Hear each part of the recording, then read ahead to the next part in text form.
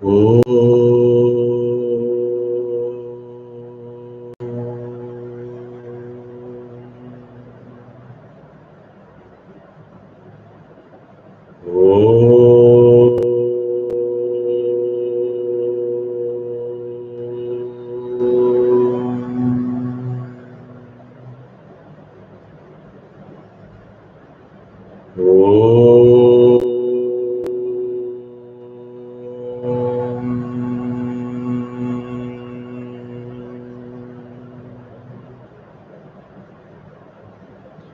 ओम श्री गणेशाय नमः।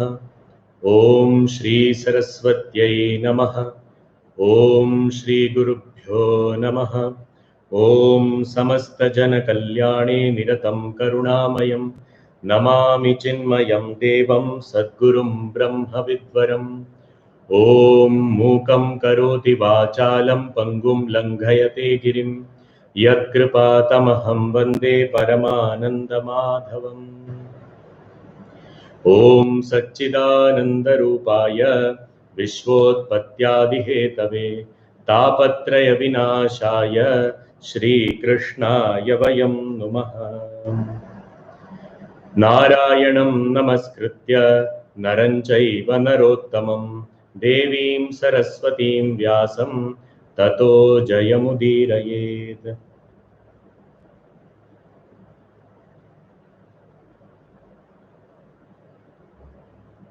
हरिओम। भगवानનું નામ સંકીર્તન કરીને પછી શરૂ કરીએ।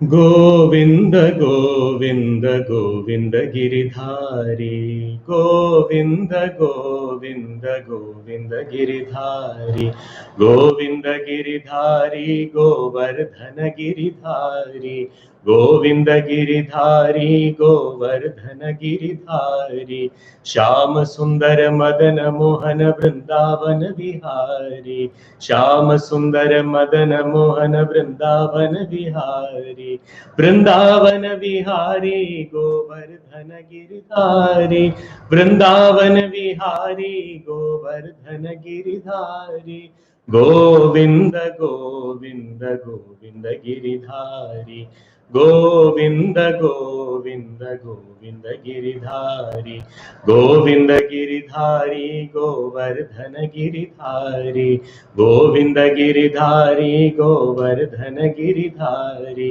श्याम सुंदर मदन मोहन वृंदावन विहारी श्याम सुंदर मदन मोहन वृंदावन विहारी वृंदावन विहारी गोवर्धन गिरिधारी वृंदावन विहारी गोवर्धन गिरिधारी गोविंद गोविंद गोविंद गिरिधारी गोविंद गोविंद गोविंद गिरिधारी गोविंद गिरिधारी गोविंद गिरिधारी गोविंद गिरिधारी गोविंद गिरिधारी।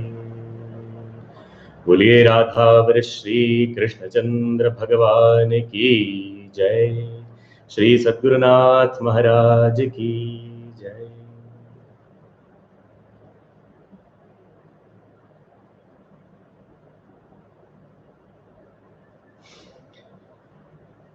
આપણા શાસ્ત્રો ઘણી બધી જગ્યાએ ધન વિશે વાત કરે છે અને જ્યારે આવી બધી વાતો આપણે સાંભળીએ તો આપણને થાય કે કદાચ આ શાસ્ત્રો આપણા ગુરુજનો ઋષિ મુનિઓ બધા ધનથી વિરુદ્ધ છે, પણ એ બરાબર નથી।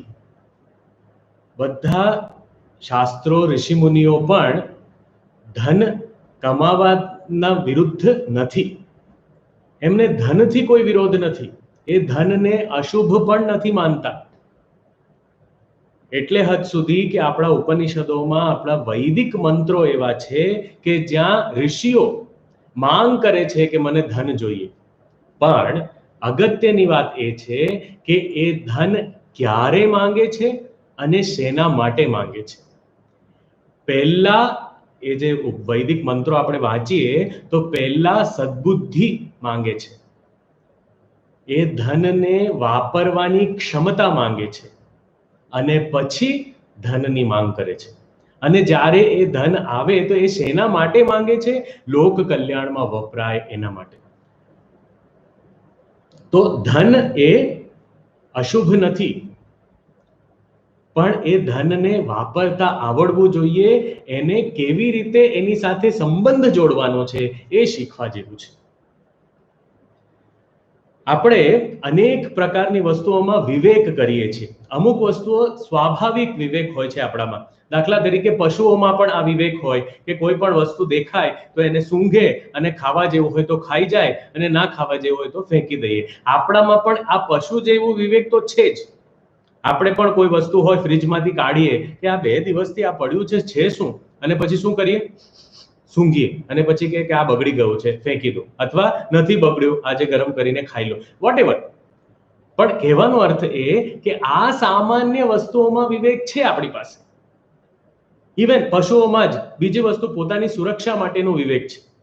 દાખલા તરીકે કોઈ ગાય સામે કંઈક ઘાસ લઈને ઊભો હોય તો ગાય એની સામે આવે, પણ એ જ માણસ લાકડી લઈને ઊભો રહે તો એ ગાય નજીક આવે નહીં. એ તો પશુ પણ જાણે છે, કોઈ પણ પશુ એ એની સુરક્ષાની વાત જાણે છે. આપણે પણ જાણીએ છીએ કે કોઈ જગ્યાએ આપણને લાભ દેખાય તો એ જગ્યાએ આપણે પ્રવૃત્ત થઈએ, અને જ્યાં લાભ ન દેખાય, ક્યાંક નુકસાન દેખાય, ત્યાંથી આપણે નિવૃત્ત થવાનો પ્રયત્ન કરીએ છીએ. તો આ તો સ્વાભાવિક સામાન્ય વિવેક છે. પણ જેમ જેમ મનુષ્યત્વ આપણું જાગૃત થાય, અથવા એ જાગૃત કરવા માટે આપણે વિવેક પણ ઊંડો કરવો પડે. સૂક્ષ્મ વિવેક આવશ્યક છે. આ વિવેક બુદ્ધિ જ મનુષ્યને પશુ પક્ષીઓથી અલગ પાડે છે. આપણી વિશેષતા શું છે? વિવેક. અને વિવેક શું છે? અનેક વિવેક કરી શકાય, પણ અહીંયા જે આપણા માટે આ પ્રાસંગિક વિવેક જે આપણે વિચાર કરવા યોગ્ય છે એ છે સાધન સાધ્ય વિવેક.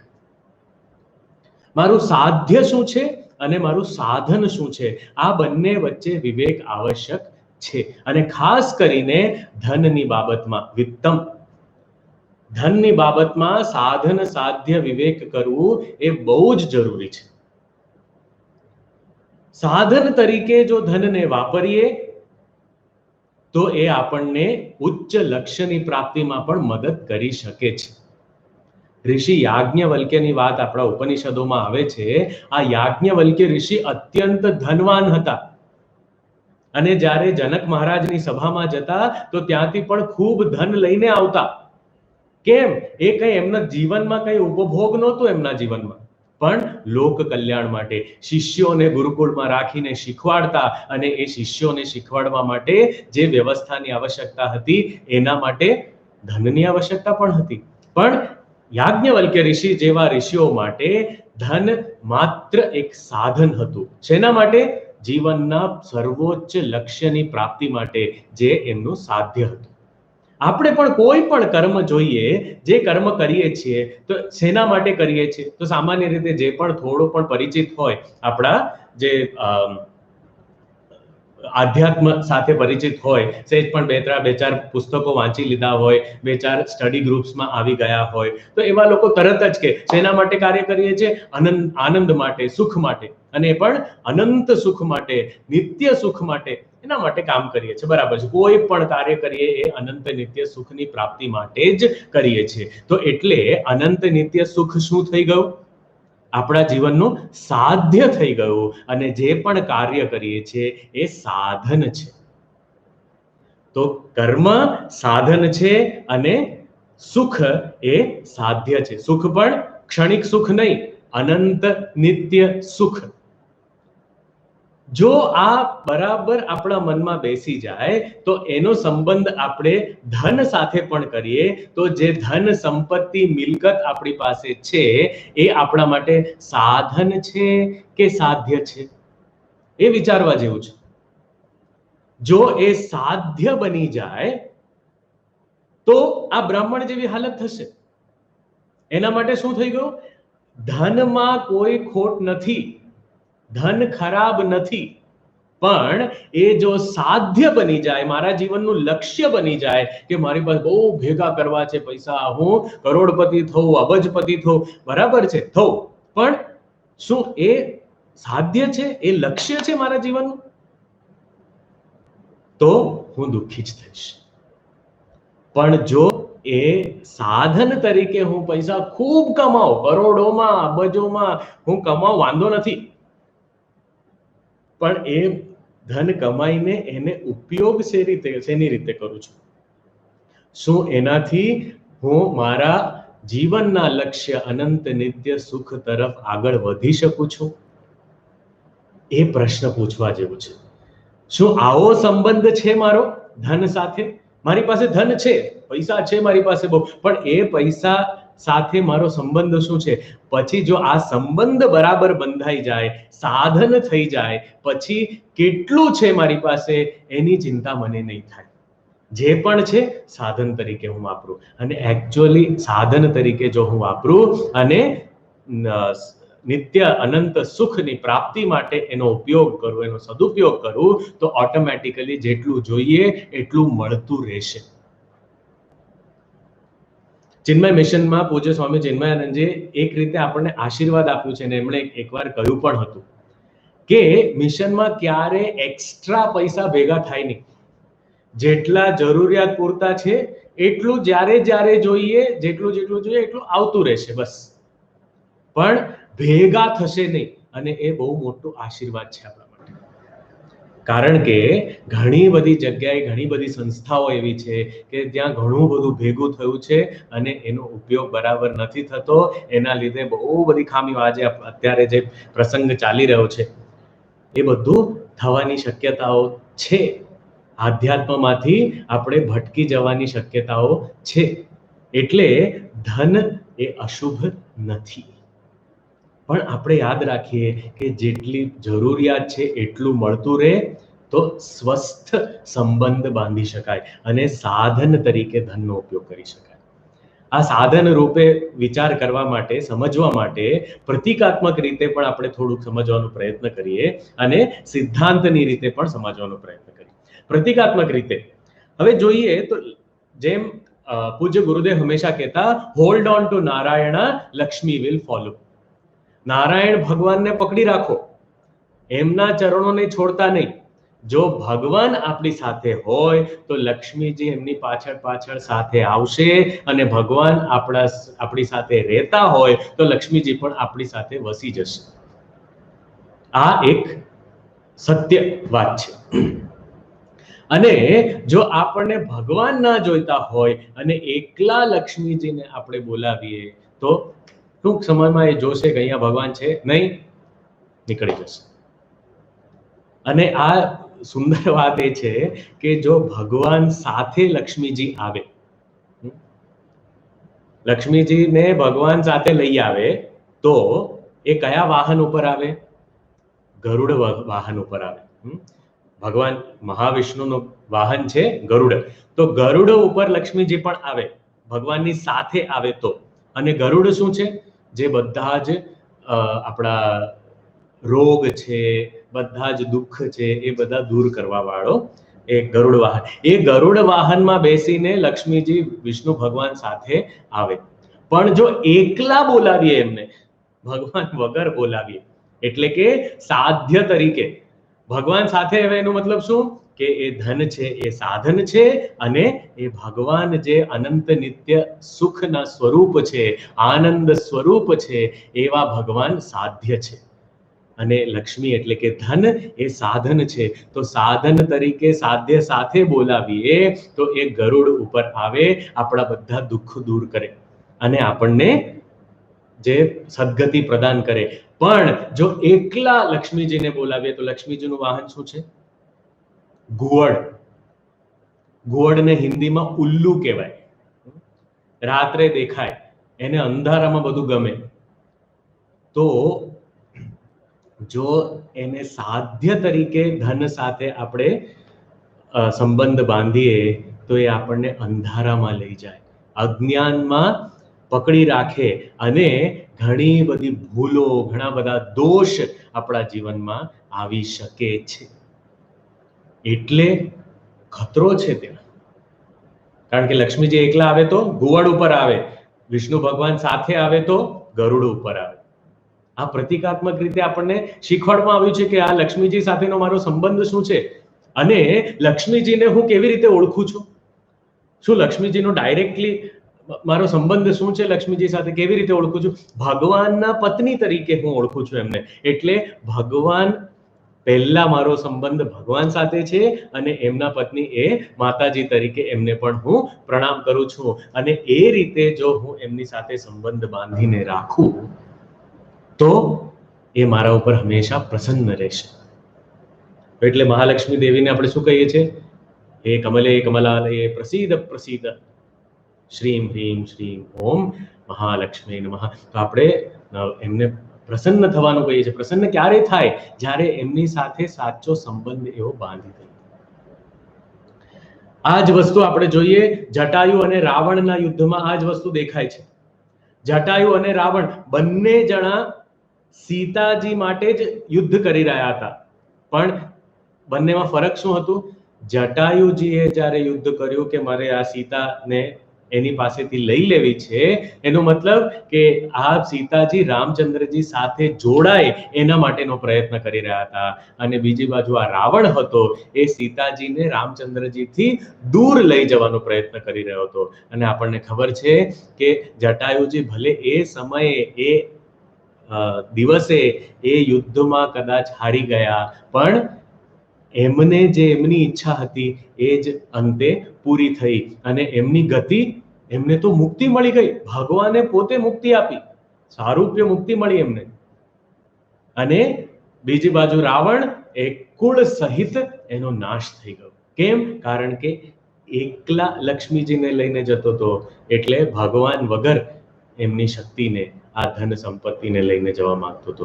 એટલે સાધન તરીકે જો ધન સાથે મારો સંબંધ હોય તો મને સાધ્ય તરફ લઈ જાય, પણ સાધ્ય તરીકે હું ધનને જોઉં તો એ મારા ઉપર બહુ જ નુકસાન મારું કરી શકે. એટલે આ ખાસ ધ્યાન રાખવા જેવી વસ્તુ છે. બીજી વાત, આપણે જે શાસ્ત્રોમાં પણ વાત કરી છે કે ધર્મ અર્થ કામ મોક્ષ, આ 4 પુરુષાર્થ કયા છે, આપણા મનુષ્ય જીવનના લક્ષ્ય કયા છે, જેના માટે આપણે બધા કામ કરીએ છીએ. ધર્મ અર્થ કામ મોક્ષ.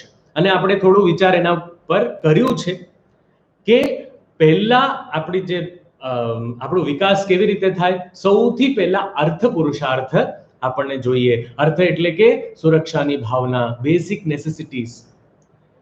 પહેરવા માટે કપડું જોઈએ, ખાવા માટે કંઈક જોઈએ અને રહેવા માટે કોઈ જગ્યા જોઈએ.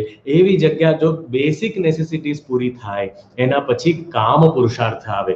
એટલે ઇકોનોમિક્સની ભાષામાં કહીએ તો નેસેસિટીઝ, કમ્ફર્ટ્સ, પ્લેઝર્સ. તો અર્થ પુરુષાર્થ અને કામ પુરુષાર્થ. પછી આ કામ પુરુષાર્થ પછી આપણે ભોગ કરતા કરતા થોડા વખત પછી આપણને થાય કે આ કામ પુરુષાર્થમાં ક્યાં સુધી રહીશું? આમાં આનંદ સીમિત છે. એટલે એ આનંદ, વધુ આનંદ મેળવવા માટે આપણે લોકોની મદદ કરવાનો પ્રયત્ન કરીએ. વિચાર આવે, સદવિચાર આવે અને મદદ કરીએ તો એનાથી આપણો આનંદ વધે. આ રીતે આપણે ધર્મ પુરુષાર્થ તરફ આગળ વધીએ. અને આ ધર્મ પુરુષાર્થ કરતા કરતા, સારા કર્મ કરતા કરતા કરતા કરતા થોડા વખત પછી આપણામાં વૈરાગ્ય પણ જાગે અને આપણને થાય કે બસ હવે બહુ કમાયા, બહુ લોકોની મદદ કરી, સમાજમાં ખૂબ રહ્યા, સેવા કરી, બસ હવે મારે આત્મકલ્યાણના માર્ગ ઉપર, મોક્ષના માર્ગ પર જવાની જરૂર છે. એટલે હું બધું જ સમાજને સોંપીને, મારી નેક્સ્ટ પેઢીને સોંપીને હું આત્મકલ્યાણ માટે, મોક્ષ માટે, મોક્ષ એટલે શું? અનંત નિત્ય સુખની પ્રાપ્તિ માટે હું નિવૃત્ત થઈને હું એ માર્ગ પર ચાલવા માંડું છું, જેને આધ્યાત્મિક માર્ગ પણ કહીએ છીએ. હવે આ જે 4 પુરુષાર્થ છે, ધર્મ અર્થ કામ મોક્ષ, આપણે જાણીએ છીએ કે આ ક્રમ આવશ્યક છે. ધર્મ અર્થ કામ મોક્ષ, આ બહુ જ સુંદર ક્રમ છે. કારણ કે આપણી પ્રગતિ કેવી રીતે થાય છે? અર્થ કામ ધર્મ મોક્ષ, એવું આપણે જોયું. પણ તે છતાં આ ક્રમમાં જ આપણા પૂર્વજોએ આ શાસ્ત્રોમાં આપણને આ જ ક્રમમાં આપ્યું છે. એનો અર્થ શું છે? એનો મતલબ છે, શું મતલબ છે કે આપણે જો કલ્પના કરીએ તો આપણા શાસ્ત્રોમાં જ દૃષ્ટાંત આપ્યો છે કે આ 4 પુરુષાર્થોમાંથી અર્થ અને કામ આ બંને જેમ જળનો પ્રવાહ છે, અને જેમ નદી પ્રવાહિત થાય છે અને બંને બાજુ જે એના કાંઠા છે એ ધર્મ અને મોક્ષ. તો ધર્મ અને મોક્ષ નદીના કિનારા છે બંને બાજુ, અને વચ્ચે અર્થ અને કામરૂપી જળ પ્રવાહિત થાય છે. હવે આપણે વિચાર કરીએ આ રૂપકને ધ્યાનમાં રાખીને કે અર્થ અને કામ પુરુષાર્થના સ્તર પર કોઈ સ્થિરતા નથી, એ વયા કરે છે. એક બાજુ ધર્મ, બીજી બાજુ મોક્ષ એને સ્થિરતા પ્રદાન કરે છે, એક સીમા પ્રદાન કરે છે. જો અર્થ ધર્મનું ઉલ્લંઘન કરીને અર્થ અથવા કામ પુરુષાર્થ તરફ જઈએ તો એ ધર્મના ઉલ્લંઘનમાં દુઃખ છે. એ જ રીતે મોક્ષને ગણકાર્યા વગર આપણે જો આ કાંઠાને નો ઉલ્લંઘન કરીએ તો એ પણ આપણને દુઃખ તરફ લઈ જાય. એટલે સુખી જીવન માટે આ બે કિનારા જરૂરી છે, નહીં તો નાશ થશે. તો એ જે નદી પણ જ્યારે વહે છે તો એ કિનારાની વચ્ચે જ્યારે જ્યાં સુધી વહેતો હોય ત્યાં સુધી બધું સારું ચાલે છે, પણ જ્યારે એનું ઉલ્લંઘન થાય ત્યારે પૂર આવી જાય, ત્યારે નુકસાન થાય છે. અને આ ક્રમમાં પણ સુંદરતા છે. આપણે જોઈએ તો અર્થ, ધર્મ, અર્થ, કામ, મોક્ષ, અર્થ જે છે એનો સંબંધ ક્યાં તો કામ સાથે થઈ શકે, ક્યાં તો ધર્મ સાથે થઈ શકે. રાઈટ? અર્થનો સંબંધ કામ સાથે થઈ શકે, ધર્મ સાથે થઈ શકે, પણ અર્થનો ડાયરેક્ટ સંબંધ મોક્ષ સાથે નથી. અને મોક્ષ શું છે? નિત્ય અનંત આનંદની પ્રાપ્તિ. આ બહુ જ સુંદર વિચાર છે. અર્થનો ઉપયોગ, ધનનો ઉપયોગ કામ એટલે કે પોતાના ઉપભોગ માટે થઈ શકે, અથવા ધર્મ એટલે કે સમાજના ઉત્કર્ષ માટે, ધાર્મિક કાર્યો માટે થઈ શકે, પણ અર્થનું કોઈ કામ મોક્ષમાં નથી. એટલે કે પૈસા વડે સુખ મળે આ વાત તદ્દન ખોટી છે. પૈસાથી સુખ મળી શકે નહીં, પૈસાથી નિત્ય અનંત સુખ મળી શકે નહીં. પૈસાથી ફક્ત ઉપભોગ કરી શકાય, કામનાઓ, ઈચ્છાઓની કદાચ પૂર્તિ થોડી થઈ શકે, અને ઈચ્છાઓની પૂર્તિ પણ સમય સીમિત છે, વસ્તુ સીમિત છે, સ્થાન સીમિત છે, અને ધર્મ કાર્ય થઈ શકે, સારા કામ કરી શકાય, કોઈની મદદ કરી શકાય. બસ આ અર્થ પુરુષાર્થનું કામ મોક્ષમાં છે જ નહીં. કેટલી સુંદર વાત છે. તો આ અર્થનું કાર્ય શું છે? કાં તો ઉપભોગ અથવા દાન. હવે અહીંયા આજે આપણને થાય કે આ ભિક્ષુ ગીતાનું શું થયું? આ ભિક્ષુ ગીતાનું જ પ્રસંગ ચાલે છે. અહીંયા આ જે બ્રાહ્મણ છે એ શું બોલી રહ્યો છે? એ જે વિચારી રહ્યો છે એ વિચારોને જ આપણે વિસ્તારથી જોઈ રહ્યા છીએ. તો એ શું કહે છે કે આટલી મહેનત કરી ધન કમાવાની, અને એનાથી નથી કામમાં વપરાયું, એટલે કે પોતાના માટે પણ નહોતું વાપર્યું, અને નથી ધર્મમાં વપરાયું, એટલે બીજાના માટે પણ નથી વાપરાયું. તો પછી આનાથી સુખ કઈ રીતે મળે? કારણ કે સુખ તો દૂર છે, ધનથી સુખ તો મળશે જ નહીં. એટલે અહીંયા થોડુંક સીમિત ક્ષણિક આનંદ અહીંયા મળી શકે, અથવા પરલોકમાં ધર્મ કર્યું હોય તો મળી શકે. આ બંનેમાં ન વપરાયું હોય તો અર્થનું શું કામ? અર્થ નિરર્થક થઈ જાય, અને એ નિરર્થક અર્થ એ જ અનર્થકારી થઈ જાય. અને એ જ અનર્થનો અનુભવ આ બ્રાહ્મણ કરી રહ્યો છે. અને આ બ્રાહ્મણ આ જ વાત કરી રહ્યો છે કે હવે આનો કોઈ અર્થ જ નથી દેખાતો. અર્થ છે પણ અનર્થકારી છે. એટલે આવું ધન હોય એ અનર્થકારી થાય છે. તો પછી આપણે કહીએ તો પછી મોક્ષ અથવા અનંત નિત્ય સુખની પ્રાપ્તિ, આનંદની પ્રાપ્તિ કેવી રીતે થઈ શકે? આનંદની પ્રાપ્તિ કેવી રીતે થાય? કામના દ્વારા થાય. બિલકુલ જે શુદ્ધ કામના હોય કે મારે આ બધામાંથી છૂટી જવું છે, મારે આ નિત્ય અનંત સુખની પ્રાપ્તિ જોઈએ અને એ માત્ર મારા જીવનનું લક્ષ્ય છે, એવી રીતે જો હું કર્મ કરું તો આ ઓટોમેટિકલી છૂટી જશે. તો આ જે નિત્ય અનંત સુખની પ્રાપ્તિ માટે કામના, તીવ્ર કામના, એને જ કહેવાય તીવ્ર મુમુક્ષુત્વમ. મોક્ષની ઈચ્છા જોઈએ તો મોક્ષ થશે. અને આ બધું છોડવાની ઈચ્છા એટલે વૈરાગ્ય. વૈરાગ્ય અને મોક્ષ. અને વૈરાગ્ય કેવી રીતે આવે? વિચાર દ્વારા, વિવેક દ્વારા આવે.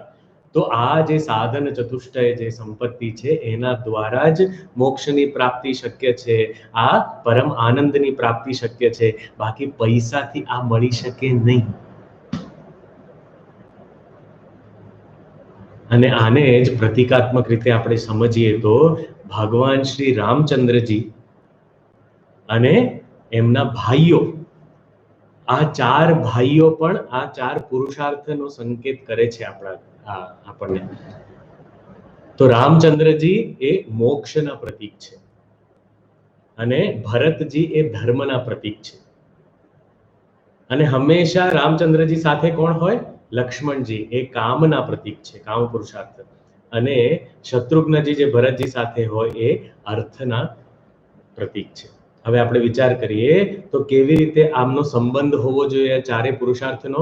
આ વિવેક છે અને આ વિવેક તરફ જ આ ભિક્ષુ જે આ બ્રાહ્મણ છે એ સંકેત કરી રહ્યો છે કે જેમ શત્રુઘ્નજી ભરતજીના સેવક હતા, એમની સેવામાં હતા, એ જ રીતે અર્થ એટલે કે ધનનો ઉપયોગ ધર્મ માટે થવો જોઈએ. અને લક્ષ્મણજી હંમેશા રામચંદ્રજીના સેવક હતા, તો કામના મોક્ષની હોવી જોઈએ. કામના અર્થની નહીં, કામના મોક્ષની. અર્થ ધર્મ માટે વપરાય અને છેવટે આ ધર્મ, ભરતજી પણ રામચંદ્રજીની સેવામાં હતા, એટલે આ ધર્મ કાર્ય પણ શેના માટે કરીએ છીએ? અંતે મોક્ષની પ્રાપ્તિ માટે જ કરીએ છીએ. તો આ જે બ્રાહ્મણ આપણને એક દિશા બતાવે છે વિચાર કરવાનો, કે જો અર્થ કામ અથવા ધર્મ બંને માટે ન વપરાય તો એનો કોઈ બીજો વપરાશ જ નથી. એ નાશ પામે ને પામે જ. અને જ્યારે નષ્ટ થઈ જાય ત્યારે દુઃખ સિવાય બીજું કાંઈ છે જ નહીં. અને જો આપણે કામ માટે પણ ન વાપરીએ તો અત્યારે પણ સુખ નથી, ધર્મ માટે ન વાપરીએ એટલે આગળ પણ સુખ નથી. એટલે પૈસા કમાવાનું બિલકુલ નિરર્થક થઈ જાય. અને જો સુખ નથી તો શું બધું થઈ શકે, અનર્થકારી કેવા બધા પરિણામ મળી શકે. તો એના માટે અત્યારે આપણે આ શ્લોકો આપણે વિચાર કરી રહ્યા હતા. 18 અને 19 નંબરનો શ્લોક આપણે ફરી એકવાર વાંચીએ અને અમુક વસ્તુ આપણે જોઈ છે, આગળ પણ આપણે જોઈએ. સ્તેયં હિંસા નૃતં દંભઃ કામઃ ક્રોધસ્મયો મદઃ ભેદો વૈરમવિશ્વાસઃ સંસ્પર્ધા વ્યસનાનિ ચ એતે પંચદશાનર્થાઃ હ્યર્થમૂલા મતા નૃણાં તસ્માદનર્થમર્થાખ્યં શ્રેયોર્થી દૂરતસ્ત્યજેત.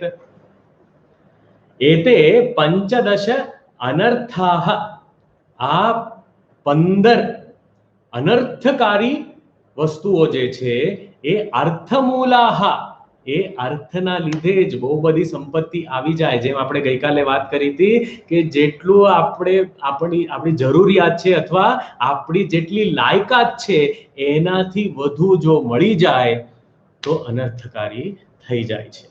જો સાધ્ય તરીકે એની સાથે આપણે સંબંધ બાંધીએ તો અનર્થકારી બને છે. જો એનો ઉપયોગ આપણને કરતા ન આવડે તો એનો દુરુપયોગ થતો જાય છે, એનાથી આપણે પોતે ડૂબીએ છીએ. અને શું છે તો આપણે અમુક વસ્તુઓ જોઈ. સ્તેયમ, ચોરીનો ભય પણ થાય છે, ચોરી થઈ શકે છે. હિંસા, આપણે ગઈકાલે એના વિશે પણ જોયું. અનૃતમ, અસત્ય બોલાય છે આપણાથી. ફક્ત ધન, બહુ બધું ધન હોય તો અસત્ય પણ બોલાઈ જાય છે. દંભ એટલે ધર્મ ધ્વજિત્વ, દેખાવાનું. શો ઓફ, મારી પાસે બહુ પૈસા છે એટલે હું એનું પ્રદર્શન કરું, એ બધાને બતાવું. અને કેવી રીતે બતાવીએ? બહુ પૈસા આવી ગયા, પાર્ટીમાં બધા લોકોને બોલાવો, મોટા મોટા લોકોને બોલાવો. કેમ? મારી પાસે બહુ જ પૈસો છે, એટલે હવે લોકોને ખબર પડવી જોઈએ કે મારી પાસે પૈસા છે, એટલે પાર્ટી. તો આ રીતે બતાવું, લોકોને શો ઓફ કરવું. પ્રસંગો હમણાં દિવાળી ગઈ એટલે દિવાળી એવા એવા ગિફ્ટ આપીએ, બધા પૈસાદાર છે, બહુ પૈસા છે. મોટી મોટી ગાડી, એટલી મોટી ગાડી હોય પણ એક વ્યક્તિ એમાં જતી હોય. 50 રૂમનો બંગલો બાંધીએ અને 2 જણા રહેતા હોય, એવું બને છે. કેટલા લોકો, કોઈએ એકચ્યુઅલી કીધું કે અમે બહુ મોટો બંગલો બાંધ્યો છે. અચ્છા, શું મોટો બંગલો એટલે શું? કે 8 બેડરૂમ છે. અચ્છા, 8 બેડરૂમ છે. કેટલા લોકો છે પરિવારમાં સભ્યો? કે 2 જણા, પતિ પત્ની 2 જણા રહે છે, 8 બેડરૂમ. આપણે પણ એ 2 જણા 8 બેડરૂમ કેવી રીતે વાપરે? અઠવાડિયામાં એક કરીએ તો પણ 7 જ વપરાય, તો 8 બેડરૂમ નું શું કરીએ? આપણે વિચાર કરીએ કે આટલું બધું શો મારી પાસે બહુ છે. અને આવા લોકો બહુ ફેસિલિટી હોય પણ એવું જરૂરી નથી કે લોકોની મદદ માટે કે લોક કલ્યાણ માટે એ વપરાય. એવું પણ નથી કે ચલો કોઈને રહેવાની જગ્યા આપી દઈએ, અથવા મારી પાસે બહુ પૈસા છે તો હું કોઈની મદદ કરું, એવું પણ નહીં. ખાલી બતાવવા પૂરતું, બાકી ખરેખર કંઈ જ નહીં. મારું કામ પતી જાય એટલે. તો આ દંભ અંદરથી કંઈ જ ના હોય પણ બહારથી. ઘણી વાર આ ડોનેશન આપવામાં પણ આવું થાય કે અમે આ મંદિર માટે ડોનેશન આપીએ, આ આશ્રમમાં ડોનેશન આપીએ, અને પછી પહેલો પ્રશ્ન એ પૂછે તકતી ક્યાં મૂકશું, અને એમાં અક્ષર કેટલા મોટા હશે, અને દૂરથી વંચાશે, લાઇટ વાળું બોર્ડ મૂકશો તો અમે આપીએ પૈસા. કારણ કે એમાં વધારે રસ હોય. સારું કામ થાય, દુનિયામાં કંઈક સેવા થાય, એ મુખ્ય સાધ્ય વસ્તુ નથી. પણ સાધ્ય શું છે? દંભ. મારી પાસે આટલું છે. અને ઘણીવાર ખરેખર આટલું બધું ન હોય તો પણ.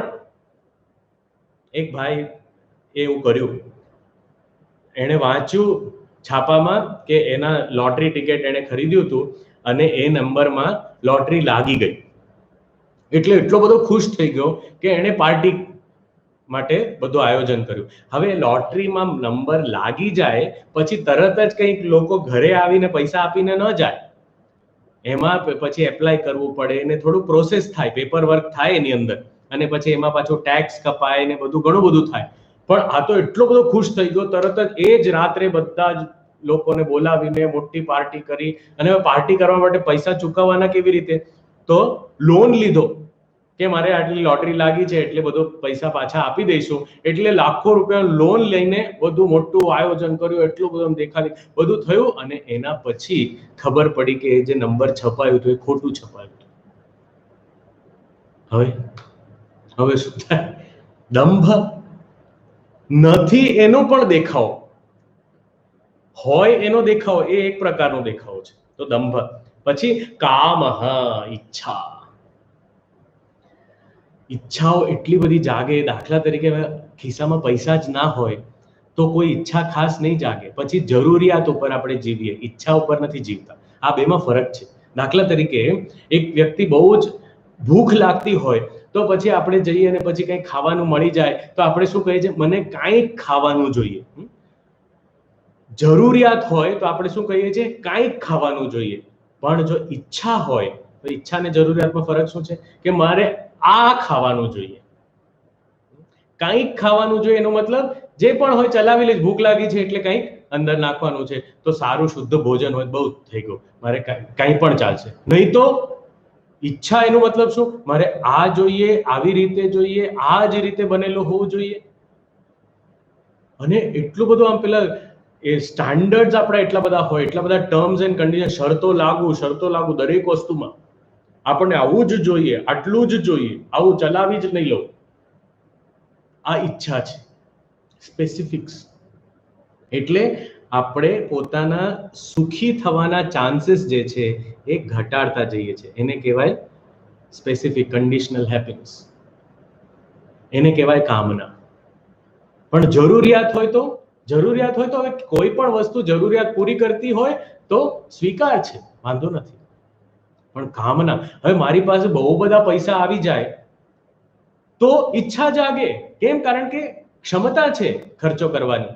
એટલે મારે આ પણ લેવું છે, પેલું પણ લેવું છે. એના વગર હું જીવતો જ હતો, આટલા વખતથી જીવતો હતો. સાયકલ ઉપર જવાની ટેવ હતી, પછી પૈસા આવી ગયા એટલે હવે તો ગાડી જોઈએ. હવે ગાડીની ઈચ્છા ક્યાંથી થઈ? સ્વાસ્થ્ય પણ સારો રહેતો હતો સાયકલના લીધે, હવે ક્યાંથી ગાડીની ઈચ્છા થઈ? આ બોલવાથી એવું કોઈ આપણે સમજવું જોઈએ કે કોઈ વસ્તુઓથી કોઈને કોઈ વિરોધ નથી.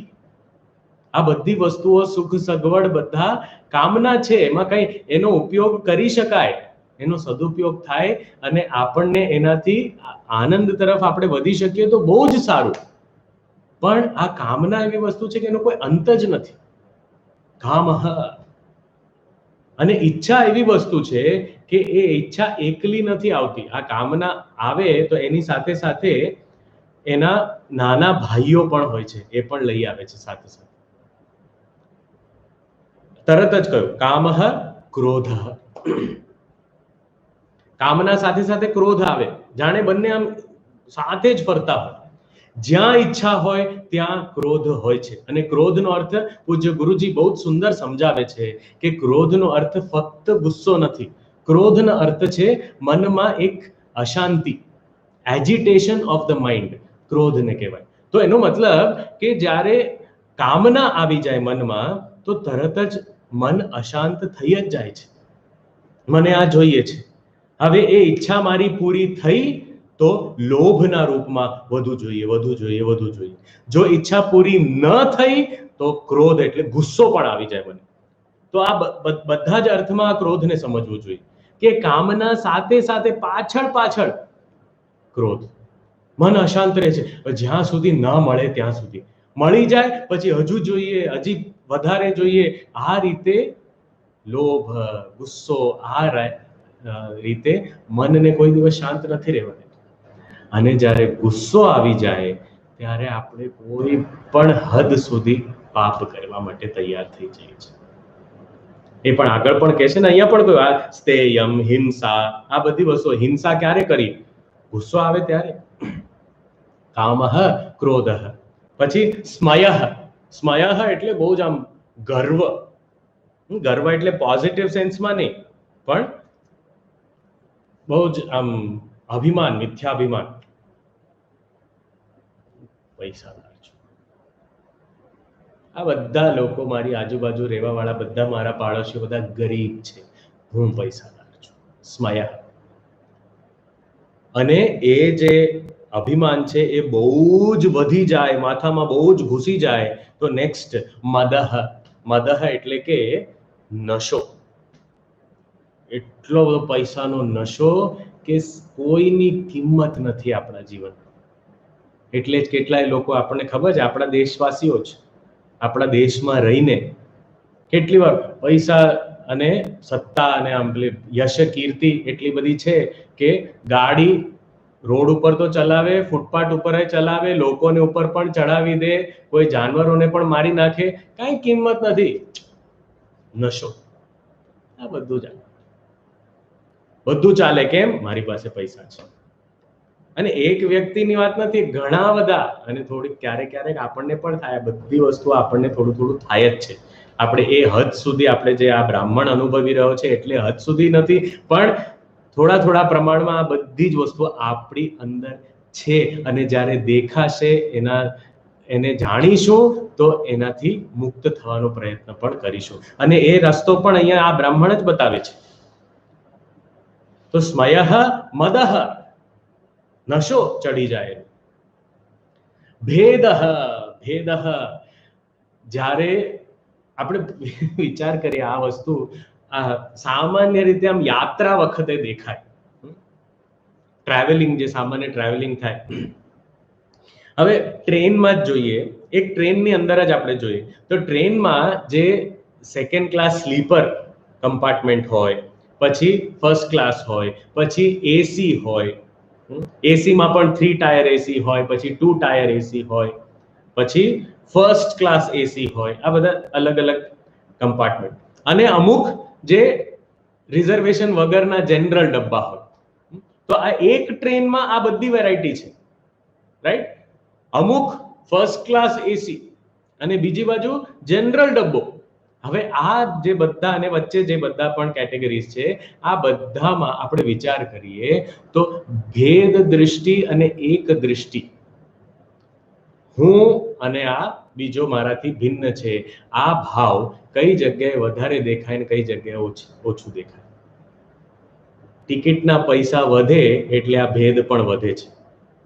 ફર્સ્ટ ક્લાસ એસીમાં 4 જણા બેઠા હોય ડબ્બામાં, પણ એકબીજા સાથે કદાચ વાતે ના કરે, બધા પોતપોતાના, આજકાલ તો પેલું મોબાઈલ આવી ગયો છે એટલે કઈ વાત કરવાનો કોઈ પ્રશ્ન જ નથી. અને જેમ જેમ ટિકિટના ભાવ ઓછા થતા જાય તેમ તેમ થોડી વાતચીત દેખાય. સ્લીપર ક્લાસમાં વાતચીત, અને જનરલ ડબ્બામાં તો એકબીજાના સામાન ઉપર પડીને ઊંઘી પણ જતા. એવી રીતે એટલે ભેદ ઓછો થતો દેખાય. દરેક વસ્તુ આપણે કેટલી બધી જગ્યાએ આપણે જોઈએ કે આ બહુ જ પૈસો આવી જાય તો એક ભેદ દૃષ્ટિ વધી જાય. બધાનું મૂલ્યાંકન કરતા રહીએ, બધાને જોઈએ કે આ જુદા છે, હું અલગ છું. ભેદ દૃષ્ટિ આવી જાય, અને ભેદ દૃષ્ટિ આવી જાય તો ધીરે ધીરે આપણે એકદમ એકલા થતા જઈએ. હવે ભેદ આવે એ શરૂઆત છે, એ અંત નથી. એના પછી શું થાય છે? વૈરમ. વૈરમ એટલે કે વેરભાવ. વૈરભાવ એટલે કે દુશ્મની. ભેદભાવ એટલે કે મારાથી ભિન્ન છે એવી રીતે જોવું, પણ પછી એ મારો દુશ્મન છે એવી રીતે જોવું. દુશ્મની સાવ. વૈરભાવ કે આ તો મને મારો નાશ કરવાનો પ્રયત્ન કરે છે, હું એનો નાશ કરી દઉં પહેલેથી. વૈરી ભાવ, દુશ્મની. અને દુશ્મની પણ બહુ જ મિલકત હોય તો એના દુશ્મનો પણ વધારે, કારણ કે પોતાનું વર્તન પણ નથી ભેદભાવ વાળું ને વૈરભાવ, અને બીજાનું વર્તન પણ એના પ્રત્યે એવું નથી કે આ તો બહુ આમ શો ઓફ કરવા વાળો છે, આની સાથે કોણ વાત કરે, આને કોણ બોલાવે, એવું થઈ જાય. એટલે ધીરે ધીરે દુશ્મનીમાં પરિણમે. વૈરમ. પછી અવિશ્વાસ, બિલકુલ વિશ્વાસનો અભાવ. કોઈનો પર વિશ્વાસ નથી થતો. કોઈ આપણને કહે કે અચ્છા પાણી પીશો, આ પાણીમાં કંઈ નાખ્યું તો નથી ને, બોલીએ નહીં બહાર પણ મનમાં થાય આ શું છે, આ કેમ જોયા કરે છે મને, આ કેમ જોઈ જોઈને મને હસે છે, આ કેમ મારા વિશે આ બે જણા વાતો કરે છે, એવું કેમ લાગે છે. કોઈના ઉપર વિશ્વાસ નહીં, આમ વેમી સ્વભાવ થઈ જાય. કોઈ હસતું હોય તો મારા ઉપર હસે છે એટલે મારી પાસે પૈસા છે એટલે. હવે પૈસા છે એમાં હસવાનું શું હોય? કોઈ જેન્યુઇનલી આપણે મદદ કરવા આવે કે આપણને કહે કે આ છે તો તમે થાકી ગયા છો, તમારી બેગ લઈ લો, ના ના ના ના, બેગ શું કરવા, વિશ્વાસ જ ના કરો કોઈ. હું જાતે જ બધું કરીશ, કોઈના ઉપર વિશ્વાસ. આ અવિશ્વાસ ઉપર એક વાત કહેવામાં આવે છે કે આ એક વ્યાપારી પરિવારમાં એક વ્યાપારી હતો ને એનો નાનો દીકરો હતો, સ્કૂલે જતો હતો, નાનો દીકરો હતો સાવ. તો એ દીકરાએ કહ્યું કે પપ્પા હું મોટો થઈને તમારી જેમ જ હું ધંધો કરીશ. તો પેલા પિતા તો બહુ ખુશ થઈ ગયા કે બહુ સરસ, તું ધંધામાં લાગી જજે. તો કે મને પણ અત્યારથી શીખવું છે તો મને શીખવાડો. તો પેલા પિતાએ કીધું કે હા ચોક્કસ હું શીખવાડું, ચલ. તો એના બંગલામાં પહેલા માળે એને ચડાવી દીધો અને બાલ્કનીમાં એને બોલાવ્યો, અને પોતે એ જે પિતા એ જે વ્યાપારી હતો એ નીચે ઊભો હતો અને ઉપર બાલ્કનીમાં બાળક હતો. તો એને કીધું ચલ તું કૂદી જા, ઉપરથી નીચે કૂદી જા. તો પેલા બાળકે કીધું હું કેવી રીતે કૂદું, હું તો નીચે પડીશ તો મને વાગી જશે. તો કે નહીં નહીં, હું ઊભો છું ને, હું પકડી લઈશ તને, આવી જા, કૂદ. તો પેલા છોકરાને થયું કે આ મારા પિતા છે ને એ કહે છે કે પકડી લેશે તો કે પાક્કું પકડી લેશો અને મને છોડી નહીં દો. કે ના ના, તું ચિંતા શું કરવા કરે છે, હું તારો બાપ છું, ચલ કૂદી જા, હું તને પકડી લઈશ, કૂદ. તો એણે કૂદકો માર્યો, એના પપ્પાએ પકડ્યું નહીં, વાગ્યું નેચરલી, અને વાગ્યું અને પછી તરત જ જે બી સારવાર કરવાનું તો એ બધું કરાવ્યું. પછી એ બાળક બહુ ગુસ્સે થઈ ગયો અને બાળકે કીધું કે પપ્પા તમે કહ્યું કે તમે મને પકડી લેશો અને મેં વિશ્વાસ કરીને હું કૂદ્યો અને તમે મને છોડી દીધો, કેમ? તો પેલા પપ્પાએ આરામથી બિલકુલ શાંતિથી કહ્યું કે બેટા, ધંધાનો પહેલો નિયમ યાદ રાખજે, પોતાના બાપા ઉપર પણ વિશ્વાસ કરવો નહીં. અવિશ્વાસ. ધંધો બહુ જ મિલકત હોય તો પોતાના જે હોય એ વિશ્વાસ છૂટી જાય એમના ઉપર, એ વૈરી બની જાય. એ વાત પણ આગળ આવશે, હમણાં આવશે. અને સંસ્પર્ધા એટલે સ્પર્ધાત્મક ભાવના. સ્પર્ધાત્મક ભાવના આપણે બહુ સારી રીતે સમજીએ છીએ. આપણી દેખાદેખી જે સામાન્ય છે કે પાડોશીના ઘરમાં મોટી ગાડી આવી, આપણે ત્યાં નાની છે એટલે મોટી ગાડી ખરીદો. પાડોશીના ઘરમાં કલર કરાવે છે તો આપણે પણ કલર કરાવો. એ ધાબુ ભરાવે છે ને એક માળ વધારે બાંધે છે તો આપણે પણ બાંધો. આ રીતે ચાલ્યા કરે. એના ઘરમાં 2 નોકર છે, આપણે ત્યાં એક જ કેમ છે, હજી બીજો નોકર પણ રાખો, પણ કામ નથી ના પણ તોય રાખો. દેખાદેખી, સ્પર્ધાત્મક ભાવના.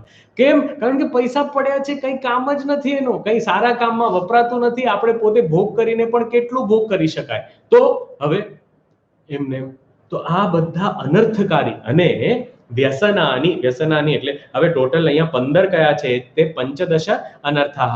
તો 15 માં આપણે જોઈએ સ્થેયમ, હિંસા, અનૃતમ, દંભઃ, કામઃ, ક્રોધઃ, સ્મયઃ, મદઃ, ભેદઃ, વૈરમ, અવિશ્વાસઃ, સંસ્પર્ધા 12 થયા. અને વ્યસનાનીમાં 3 વસ્તુ આવે. વ્યસનાની એટલે 3 વસ્તુ એટલે શું? જુગાર, ગેમ્બલિંગ. તો જુગાર રમવું, તો પૈસા છે એટલે તો, જેની પાસે પૈસા નથી એ જુગાર રમવા કેમ જાય? જુગાર, પછી દારૂ પીવું, લીકર, અને પરસ્ત્રી ગમન, પ્રોસ્ટિટ્યુશન. તો આ 3 વ્યસનો પણ આમાં જોડાયેલા છે. પૈસા ના હોય તો આ બધા તરફ જોવાની શક્યતા જ નથી.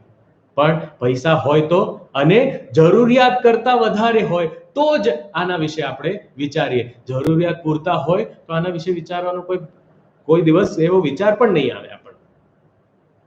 તો આપણે વિચાર કે આ બધા 15 જે અનર્થકારી વસ્તુઓ કે છે એતે પંચદશા અનર્થાહ હિ અર્થમૂલાહ મતાનૃણામ.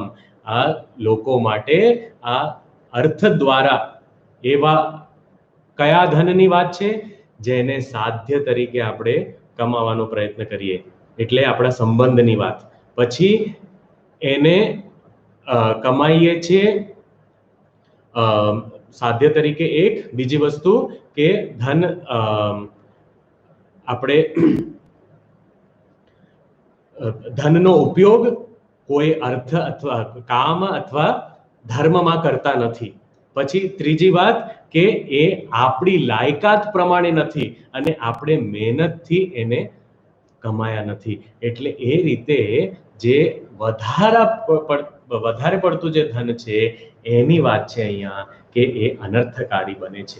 તસ્માત એટલે અહીંયા કે છે શ્રેયોર્થી, જે શ્રેય, જે પોતાનું કલ્યાણ ઈચ્છે છે, બધાનું કલ્યાણ ઈચ્છે છે, પોતાનું પણ કલ્યાણ ઈચ્છે છે, એવી વ્યક્તિ અર્થાક્યમ અનર્થમ, આ ધન નામનું જે અનર્થકારી વસ્તુ ધન નામની છે એને દૂરતઃ ત્યજેત, એને દૂરથી જ છોડી દે છે. એટલે જ આપણે જોઈએ કે મહાન સંતો, જે ઋષિ મુનિઓ પણ એમની પાસે ખૂબ ધન હોવા છતાં એમણે એટલું જ વાપર્યું જેટલું જરૂરિયાત હતું. વિશ્વામિત્ર ઋષિ વિશે આપણે જાણીએ છીએ કે રામચંદ્રજીને લઈ ગયા યજ્ઞની રક્ષા કરવા માટે. હવે જંગલની અંદર યજ્ઞ કરવો હોય ને એ પણ આટલો લાંબો યજ્ઞ કરવો હોય તો એમાં વ્યવસ્થા માટે ધનની જરૂર ના પડે? તો એ ધન ક્યાંથી આવ્યું? સમાજમાંથી જ મળ્યું. પણ એ ધનનો સદુપયોગ કર્યો એટલે એમનું નામ વિશ્વામિત્ર.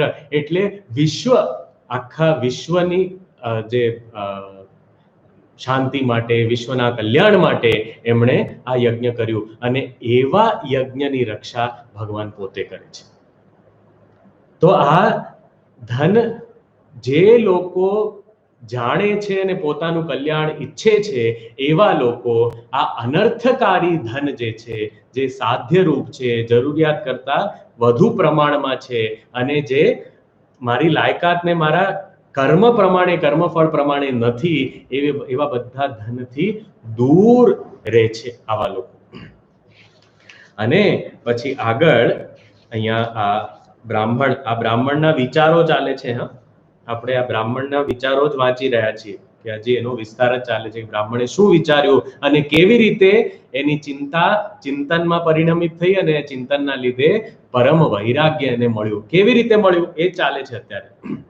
તો અહીંયા આ જ વાત કરે છે કે આ સગા સંબંધીઓની હાલત કેવી થઈ જાય, કેવી રીતે આ સગા સંબંધીઓ છોડીને જતા રહે છે. તો આ 20મા શ્લોકમાં કહે છે, ભિદ્યન્તે ભ્રાતરો દારાહ પિતરઃ સુહૃદસ્તથા એકા સ્નિગ્ધાઃ કાકિણીના સદ્ય સર્વે રયઃ કૃતાઃ. બ્રાહ્મણ પોતાનો અનુભવ કહી રહ્યો છે અને કહે છે કે આ બધા લોકો ભ્રાતરઃ એટલે કે ભાઈઓ, દારાહ એટલે પત્ની, પિતરઃ એટલે પિતા, કાકા આદિ, માતા પિતા, બીજા બધા વડીલો, સુહૃદઃ તથા મિત્રો અને પરિવારના સભ્યો, આ બધા જ લોકો જે છે એકા સ્નિગ્ધાઃ એક સમયે બહુ જ પ્રેમથી રહેતા હતા સાથે, પણ જ્યારે આટલો બધો પૈસો આવ્યો અને એનો સદુપયોગ કરતા ના આવડ્યું તો શું થયું? ભિદ્યન્તે, એ બધા સાથે ઝઘડો થયો, છૂટા પડી ગયા. શેના લીધે આ બધું થયું? અહીંયા કહે છે, શબ્દ વાપર્યો છે કાકિણીના. કાકિણીના એટલે કે એક સિક્કાનો કમાલ છે. એક નાણા, સિક્કા, એક નાણું હોય, એક સિક્કાનું, કાકિણીના, એક સિક્કાના લીધે આ જે લોકો પ્રેમથી સાથે રહેતા હતા, પત્ની હોય, માતા પિતા હોય, ભાઈઓ હોય, બધા બીજા સગા સંબંધીઓ હોય, પુત્ર પુત્રી હોય, આ બધા જ એકા સ્નિગ્ધા, એક સમયે બહુ જ સાથે હળી મળીને રહેવા વાળા હવે ભિદ્યન્તે, બધા ભેદ થઈ ગયો. અને જ્યારે ભેદ થવા માંડે ધીરે ધીરે પછી શું થાય? સદ્યઃ સર્વે અરયઃ કૃતાઃ. અરી, અરી એટલે કે વૈરી થઈ ગયા, બધા દુશ્મન થઈ ગયા. તો જે પ્રેમના સંબંધ હતા એ આવા અનર્થકારી ધનથી બધા દુશ્મન બની ગયા. તો આ જે બ્રાહ્મણ છે એ પોતાના અનુભવના આધાર પર આ વાત કરી રહ્યો છે. કોઈ હાઇપોથેટિકલ થિંકિંગ, થિયોરેટિકલ નથી કે આવું થાય તો આવું થશે, આવું થાય તો આવું થશે, અને આ યુક્તિપૂર્વકનો વિચાર નથી. આ વિચાર માત્ર નથી, આ ખરેખર અનુભવ છે. અને એ અનુભવ આપણી સાથે વહેંચી રહ્યો છે બ્રાહ્મણ, જેનાથી આપણને પણ કંઈક માર્ગદર્શન મળી શકે, આપણને લાભ થઈ શકે કે આપણે પણ કેવો સંબંધ બાંધવો જોઈએ ધન સાથે. એને ક્યારે સાધ્ય તરીકે ન માનીએ, પણ એને સાધન તરીકે એનો ઉપયોગ કરીએ, એનો આદર કરીએ, એને સ્થાન આપીએ. યોગ્ય સ્થાન આપવું જરૂરી છે. એટલે આપણી સંસ્કૃતિમાં મહાલક્ષ્મી દેવીની પૂજા થાય છે, એને માં કહીએ છીએ, પણ એને ભગવાનથી અલગ કરીને જો અલગથી આપણે જોઈએ, એ સાધ્ય તરીકે એમને જોઈએ, તો એમને પણ ગમતું નથી. એમને ક્યારે ગમે? જ્યારે એ ભગવાન તરફ જવા માટે આપણી મદદ કરતા હોય, તો એમને પણ ગમે. એટલે લક્ષ્મી શબ્દનો અર્થ પણ આપણને ખબર પડે તો આ સાધન તરીકે જ એમને પણ ગમે. કારણ કે લક્ષ્મી કોણ છે? જે લક્ષિત કરે છે, જે સંકેત કરે છે, લક્ષિત કરે છે કે ભગવાન ક્યાં છે. એ ભગવાન તરફ લઈ જવા વાળા એ લક્ષ્મીજી. લક્ષ્મીજીને જોઈએ તો આપણે થાય કે હા, એ ભગવાનના ચરણોમાં બેઠા હોય છે, એટલે લક્ષ્મીજી જ્યાં બેઠા છે ત્યાં જ ભગવાનના ચરણો છે, ત્યાં જઈને મારે નમસ્કાર કરવાના છે. એટલે જે ભગવાન તરફ ભગવાનને લક્ષિત કરે એ લક્ષ્મી છે. એટલે એમને એમનો આદરપૂર્વક સ્થાન આપીએ, પણ એ સાધ્ય નથી, સાધન માત્ર છે. સાધ્ય તો એ સચ્ચિદાનંદ સ્વરૂપ આત્મા છે, અને એના વિશે હમણાં આ બ્રાહ્મણ કહેશે, એ પણ આપણે જોઈશું. તો બહુ જ સુંદર આગળ વાત છે, આપણે આવતીકાલે એના વિશે હજુ સાંભળીશું. ને હવે કીર્તન કરીને પૂરું કરીશું. કોઈને પણ આમાં આ જ્ઞાન યજ્ઞ દરમિયાન યજમાન તરીકે જોડાવું હોય તો ચોક્કસ જોડાઈ શકે છે. અને આપણે પરમધામમાં એમના નામે પૂજા, નૈવેદ્ય અને આરતી વગેરે અર્પણ કરીશું. તો એમાં આપ સૌને આમંત્રણ છે. અને આ યજ્ઞ દરમિયાન જેટલા લોકોને આપણે એમાં જોડી શકીએ, જેટલા લોકોને આ યજ્ઞ દ્વારા આ સત્સંગમાં જોડી શકીએ, તો એનો આપણે પ્રયત્ન કરતા રહીએ. કારણ કે વધુ ને વધુ લોકો સુધી આપણા શાસ્ત્રની વાતો પહોંચે એ આપણું કર્તવ્ય છે. એટલે આપણે કરવું જોઈએ. દરરોજ કમસે કમ 5 જણાને તો આપણે આમંત્રિત કરીએ કે તમે એક દિવસ સાંભળો, એક જ વખત સાંભળો, બસ એટલો પ્રયત્ન કરીને આપણે લોકોને આમંત્રિત કરીએ.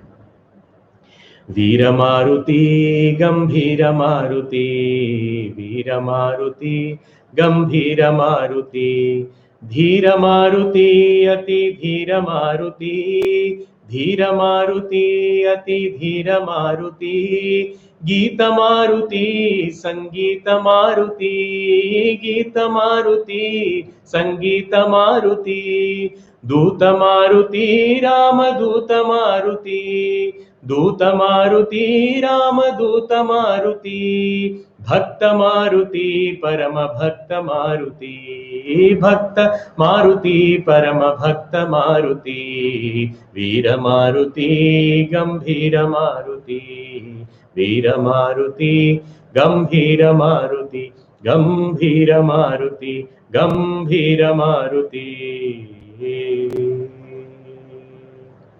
ઓમ સર્વેષાં સ્વસ્તિ ભવતુ, સર્વેષાં શાંતિર્ભવતુ, સર્વેષાં પૂર્ણં ભવતુ, સર્વેષાં મંગલં ભવતુ, સર્વે ભવन्तુ સુખિનઃ, સર્વે સन्तु નિરામયાઃ, સર્વે ભદ્રાણિ પશ્યन्तु, મા કશ્ચિत् દુઃખભાગ્ ભવેत्. असतो मा सद्गमय, तमसो मा ज्योतिर्गमय, मृत्योर्मा अमृतं गमय. ओम पूर्णमदः पूर्णमिदं पूर्णात् पूर्णमुदच्यते, पूर्णस्य पूर्णमादाय पूर्णमेवावशिष्यते. ओम शांति शांति शांतिः. हरिः ओम. श्री गुरुभ्यो नमः. हरिः ओम.